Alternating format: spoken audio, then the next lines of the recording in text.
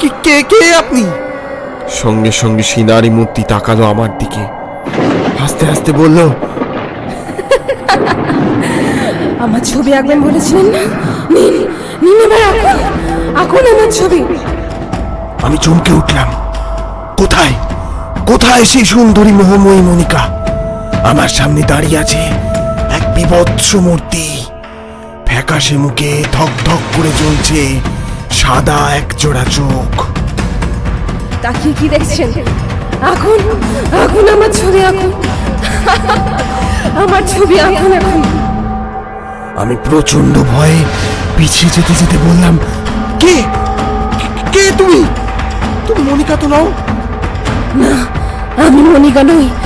আমি হলাম সেই অভাগিনী যে একসময় গান গাইতে ভীষণ ভালোবাসতো।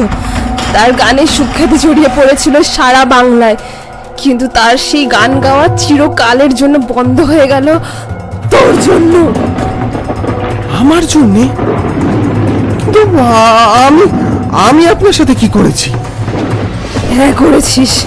আমি যাতে আর গান গাইতে না পারি, আমার গলার সুর চিরতরে থামিয়ে দিয়ে আমাকে এই বাড়ির অন্ধকারে ফেলে রেখে গিয়েছিলিস। আজ নিজের শখ পূরণ করতে তুই বাড়ি ছাড়া হয়েছিস, আর এদিকে আমার সব স্বপ্ন